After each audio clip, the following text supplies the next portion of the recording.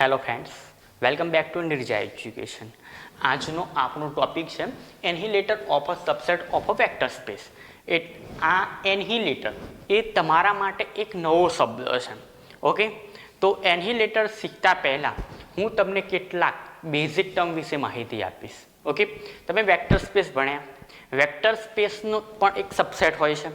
Okay, પછી તમે ભણ્યા dual space. Okay, dual space કોને કહેવાય? તો set of all linear functional. Okay, એટલે જુઓ, આ એક વેક્ટર સ્પેસ હોય છે.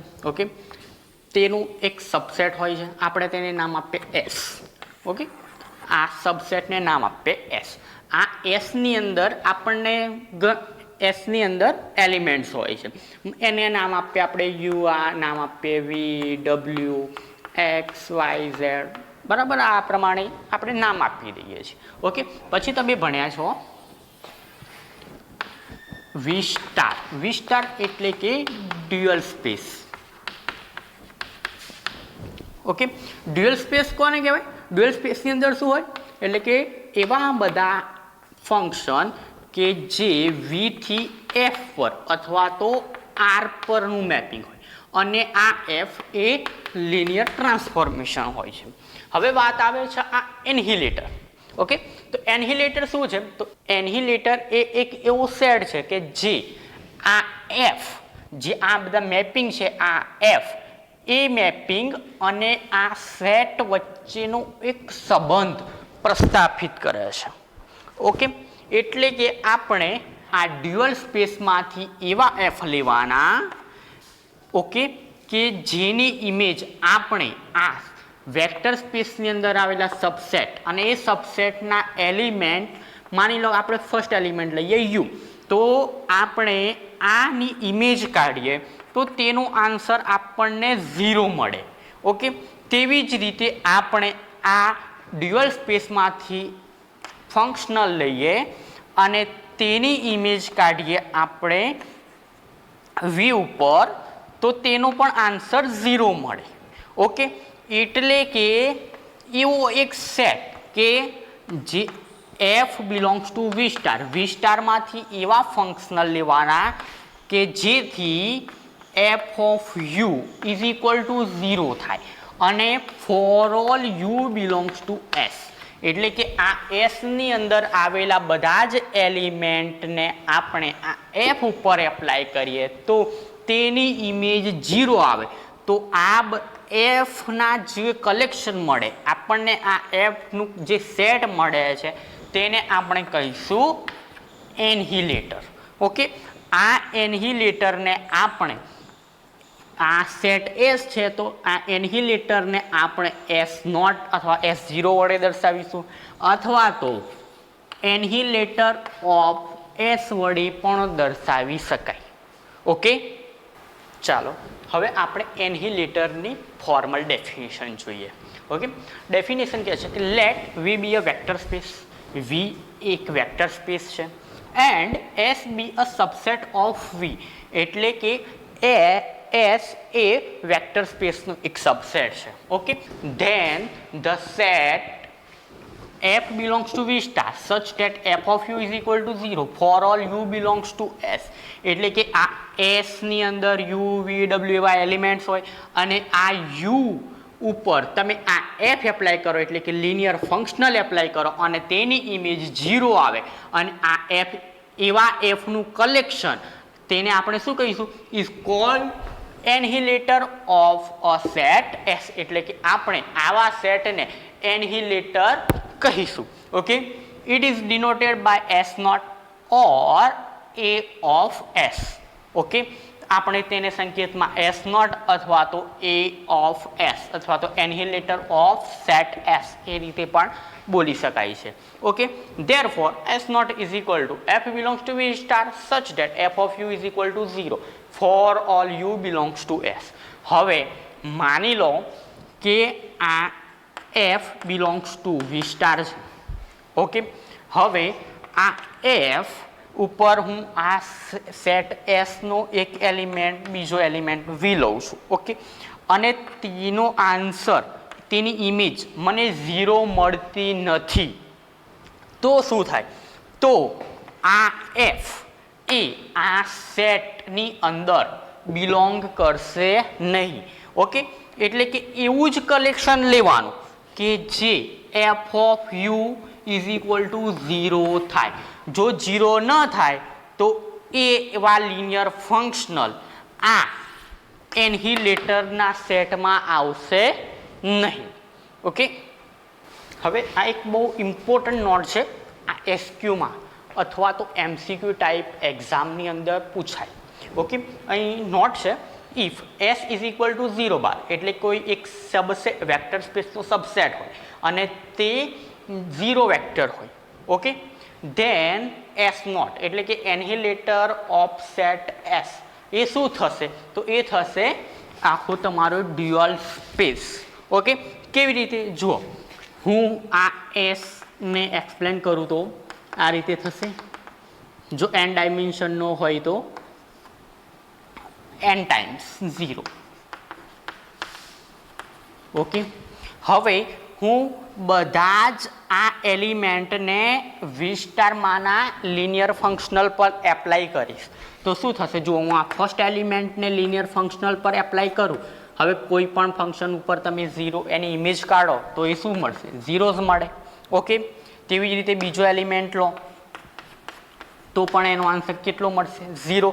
એટલે આપણને આ એફ એ ક્યાંથી આવશે? બધા V*માંથી આવશે. ઓકે, તો આપણને બધા જ એલિમેન્ટ્સ માટે બધા જ એફની વેલ્યુ કેટલી મળશે? 0 જ મળશે. ઓકે, આ બધા જ એફ માની લો કે આ V*ની અંદર પણ n લિનિયર ફંક્શનલ છે. ઓકે, તો અને આ એસની અંદર પણ n ઝીરોસ છે. ઓકે, તો બધા જ માટે આપણને 0 વેલ્યુ મળી જવાની. તો આ તો શું થઈ ગયો? આખો જ ડ્યુઅલ સ્પેસ એટલે કે એનહિલેટર શું થશે? આખો જ એ ડ્યુઅલ સ્પેસ થઈ જશે.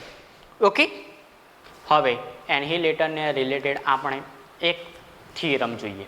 ઓકે, થિયરમ શું કહે છે કે let S be a non empty subset of vector space V. Vector સ્પેસનો એક સબસેટ હોય છે એસ અને જે નોન એમ્પ્ટી હોય છે.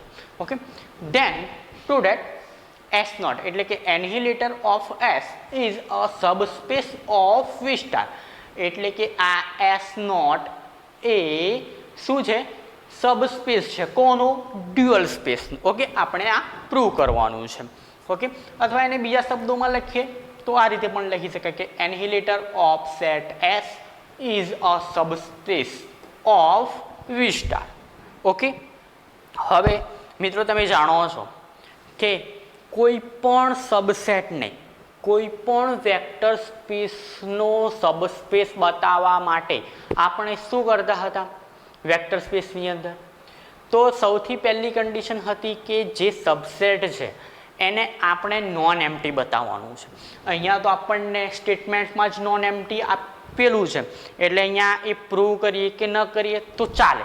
પણ જો આવું સ્ટેટમેન્ટ આપેલું હોય તો આપણે એ બતાવવું પડે કે આ જે સેટ છે એસ એ નોન એમ્પ્ટી છે. ઓકે, એટલે ફર્સ્ટ કન્ડિશન આપણે શું શું કામ કરવાનું છે આની અંદર એ જોઈએ. બરાબર, તો ફર્સ્ટ કન્ડિશન છે કે એસ એને આપણે નોન એમ્પ્ટી બતાવવાનો છે. એટલે કે S not equal to 5. Okay, first આપણે આ બતાવવાનું છે. પછી તમે જાણો છો કે ઉપાઅવકાશની આવશ્યક અને પર્યાપ્ત શરત. ઓકે, કે necessary and sufficient condition for subspace. એમાં ફર્સ્ટ કન્ડિશન શું હતી તેની અંદર? એટલે કે આ પ્રમાણે જોવા જઈએ તો અહીંયા સેકન્ડ એ હતી કે જે આ સેટના એલિમેન્ટ્સ હોય છે તેનું જે સેટના અંદર એલિમેન્ટ્સ હોય છે એનો સમ એ પણ આ સેટની અંદર બિલોંગ કરે. ઓકે, અને સેકન્ડ કન્ડિશન થર્ડ કન્ડિશન હતી કે આલ્ફા ઇન્ટુ એક્સ એ પણ આ એસની અંદર બિલોંગ કરે. ઓકે, જ્યાં આ એક્સ વાય એ એસમાંથી આવે અને આ આલ્ફા એ ફિલ્ડમાંથી આવે. આપણે નોર્મલી તેને રિયલ નંબર આરમાંથી લઈએ છીએ. ઓકે, તો આપણે આ 3 કન્ડિશન પ્રૂવ કરી નાખીએ. બરાબર, તો આ એસ ને ઓકે આપણે શું કહેતા કે S is subspace of vector space V. Okay આવું આપણે વેક્ટર સ્પેસની અંદર કામ કરી ચૂક્યા છીએ. હવે અહીંયા વેક્ટર સ્પેસની જગ્યાએ શું છે? Dual space. ઓકે અને સબસેટની જગ્યાએ સબસેટ અહીંયા એસ હતો તો તેની જગ્યાએ અહીંયા શું છે? એનહિલેટર છે. ઓકે તો સેમ ટુ સેમ આના માટે અહીંયા શું થશે કે આપણે એ ઓફ એસ ને નોન એમ્પ્ટી બતાવીશું. ઓકે અહીં એસના એલિમેન્ટ એક્સ અને વાય હતા તો એનહિલેટરના એલિમેન્ટ આપણી પાસે શું છે? F1 અને F2 એ લઈએ. ઓકે તો આના માટે આપણે શું કરીશું? તો F1 પ્લસ F2 એને પણ આપણે શેમાં બતાવીશું? અહીંયા એસ ની અંદર બતાવતા હતા તો અહીંયા આપણે એનહિલેટરમાં બતાવીશું. ઓકે અને થર્ડ કન્ડિશન પ્રમાણે અહીંયા શું થશે? Alpha into F1. ઓકે તો એને પણ આપણે એનહિલેટરમાં બતાવીશું. એટલે કે આપણી આ ત્રણ કન્ડિશનનું પાલન થઈ જાય તો આપણે એનહિલેટરને ડ્યુઅલ સ્પેસનો સબસ્પેસ કહી શકીએ. એટલે કે A of S is subspace of V star આપણે આવું કહી શકીશું. ઓકે તો ફર્સ્ટ આપણે એનહિલેટરને નોન એમ્પ્ટી બતાવીશું અને ત્યારબાદ આપણે આ બે કન્ડિશનનું પાલન કરાવીશું. ઓકે ચાલો હવે આપણે પ્રૂફ જોઈએ. પ્રૂફની અંદર પહેલાં તો આપણને જે આપેલું હોય છે ને ફર્સ્ટ સેન્ટેન્સ એ જ લખવાનું. સેકન્ડ સેન્ટેન્સ એ લખવાનું કે જે આપણે પ્રૂવ કરવાનું છે. ઓકે મિત્રો આ બે વસ્તુઓ તમે દરેક પ્રમેયમાં એપ્લાય કરજો. ફર્સ્ટ લાઈન જે અહીંયા આપણને ગિવન હોય જે આપણને આપેલું હોય તે લાઈન લખવાની અને સેકન્ડ લાઈન આપણે જે પ્રૂવ કરવાની છે તે લખવાની. એટલે કે સેપરેટ કરી નાખો એટલે તમને ઝડપથી આઈડિયા આવી જાય કે આપણને અહીંયા આપેલું શું છે અને આપણે પ્રૂવ શું કરવાનું છે. ઓકે તો ચાલો ફર્સ્ટ આપણને શું આપેલું છે કે here S be a non empty subset of vector space V. આપણને આ આપેલું છે. આપણે પ્રૂવ શું કરવાનું છે કે S0 is a subspace of V star. એટલે અહીંયા લખવાનું કે ટુ શો અથવા તો ટુ પ્રૂવ. ઓકે S0 એટલે કે S0 આપણે કોને કહેતા હતા કે F belongs to V star such that F of U is equal to 0 for all U belongs to S is a subspace of V star. આપણે આ પ્રૂવ કરવાનું છે. ઓકે તો એના માટેની ફર્સ્ટ કન્ડિશન આપણે આ S0 ને શું કરવાનું છે? નોન એમ્પ્ટી બતાવવાનું છે. ચાલો તમે જાણો છો. ઓકે તો લખવાનું we note that 0 bar belongs to V star. કારણ કે વી સ્ટાર શું છે? ડ્યુઅલ સ્પેસ અને ડ્યુઅલ સ્પેસની અંદર 0 વેક્ટર આવેલો જ હોય છે. કારણ કે 0 bar is V2R is a linear transformation. Okay તો હવે આપણે આ કોઈ એક સેટ હોય S. ઓકે તો એ સેટના આ 0 બારની અંદર ઇમેજ નીકાળીશું તો તે પણ શું આવશે? 0. એટલે કે 0 bar of U is equal to 0 જ આવવાનું. કારણ કે 0 કોઈ પણ એલિમેન્ટ ઉપર આપણે 0 વેક્ટર એપ્લાય કરીએ તો એનો આન્સર આપણને 0 જ મળે. Okay for all U belongs to S. Okay તો આ 0 બાર એ શેમાં હતું? વેક્ટર સ્પેસની અંદર. હવે આ કઈ કન્ડિશન? એનહિલેટરની કન્ડિશનનું પાલન થયું. ઓકે તો હવે આપણે શું કહી શકીએ કે 0 bar belongs to S naught. Okay એટલે કે આ જે એનહિલેટર છે એની અંદર 0 વેક્ટર અસ્તિત્વ ધરાવે છે. એટલે કે એક 0 વેક્ટર છે. ઓકે એટલે આ નોન એમ્પ્ટી થઈ ગયો, ખાલી ગણ કહેવાય ને ન કહેવાય. ઓકે, એટલે હવે આપણે લખી શકીએ કે માટે S not equal to 5. Okay, એટલે આ ફર્સ્ટ કન્ડિશનનું આપણે અહીંયા પાલન કરી ચૂક્યા છીએ. ઓકે, ચાલો હવે આપણે સેકન્ડ કન્ડિશન પ્રૂવ કરીએ. તો સેકન્ડ કન્ડિશન એવું કહે છે કે આ F1 એ S0 ની અંદર હોય, F2 પણ આ S0 ની અંદર હોય, તો આ F1 પ્લસ F2 એ પણ S0 ની અંદર આવવો જોઈએ. ઓકે, એટલે આપણને આ બે વસ્તુઓ આપેલી હોય તો આપણે આ પ્રૂવ કરવાનું છે. ઓકે, હવે આનો મિનિંગ શું થાય? F1 બિલોંગ્સ ટુ S0, એટલે કે આનો મિનિંગ થાય કે F1 ઉપર તમે આ S નો એલિમેન્ટ એટલે કે U એપ્લાય કરો તો એનો આન્સર 0 મળે. ઓકે, અહીંયા શું થશે કે આ F2 of U is equal to 0 થશે. ઓકે, તો આપણે પ્રૂવ શું કરવાનું છે? ટુ શો પ્રૂવ કરવાનું છે કે F1 plus F2 of U is equal to 0 four all U belongs to S. આવું આપણે પ્રૂવ કરવાનું છે. આ બે વસ્તુઓ ઉપરથી આપણે આ પ્રૂવ કરવાનું છે. Okay, let F1 plus F2 of U. Okay, તો શું થશે આ લિનિયર ટ્રાન્સફોર્મેશન પરથી કે F1U plus F2U. Okay, for all U belongs to S. હવે F1U ની વેલ્યુ કેટલી છે? જે અહીંયા આપેલું જ છે 0. ઓકે, અને F2 ઓફ U ની વેલ્યુ પણ કેટલી છે? 0. Okay, 0 plus 0 is equal to 0. તો આપણે જે લાવવાનું હતું આવી ગયું, એટલે કે F1 plus F2 of U is equal to 0 આવી ગયું four all U belongs to S. એટલે આપણે આ સેકન્ડ કન્ડિશનનું અહીંયા પાલન થાય છે તેવું કહી શકીએ. માટે આપણે હવે કહી શકીએ કે F1 plus F2 belongs to S0. Okay, ચાલો હવે આપણે સબસ્પેસ માટેની ત્રીજી કન્ડિશન જોઈએ. તો થર્ડ કન્ડિશન શું કહે છે કે F1 બિલોંગ્સ ટુ S0 એ હોય છે અને આલ્ફા બિલોંગ્સ ટુ R આપેલું હોય છે. તો આપણે પ્રૂવ કરવાનું છે કે alpha into F1 belongs to S0. આવું પ્રૂવ કરવાનું છે. એટલે શું પ્રૂવ કરવાનું? જો આપણને આ આપેલું છે કે F1 બિલોંગ્સ ટુ S0, એટલે કે F1 of U is equal to 0 four all U belongs to S. આ આપેલું છે. અને બીજું શું આપેલું છે કે alpha belongs to R.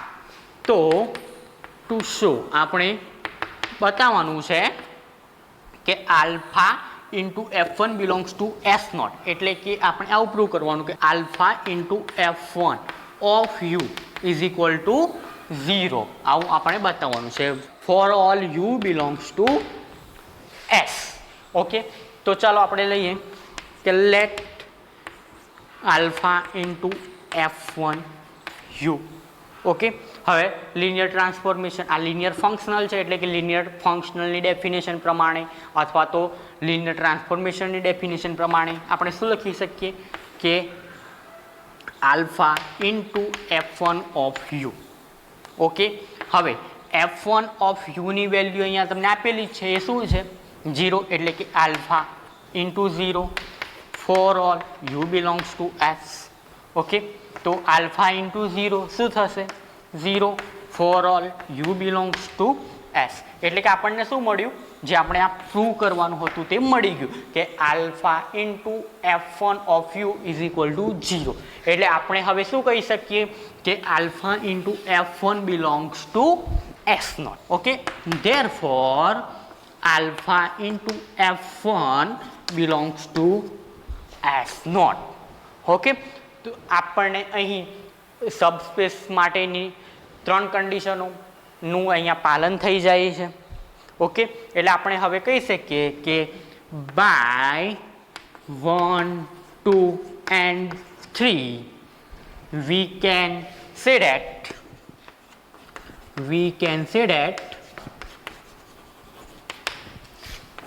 S naught is subspace of V star.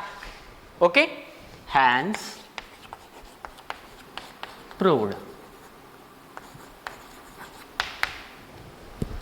Okay મિત્રો, તમને મારો આજનો આ વિડિયો લેક્ચર પસંદ આવ્યો હોય તો વિડીયોને લાઈક કરો, શેર કરો અને નિર્જા એજ્યુકેશન નામની ચેનલને સબસ્ક્રાઈબ કરો. Thank you for watching.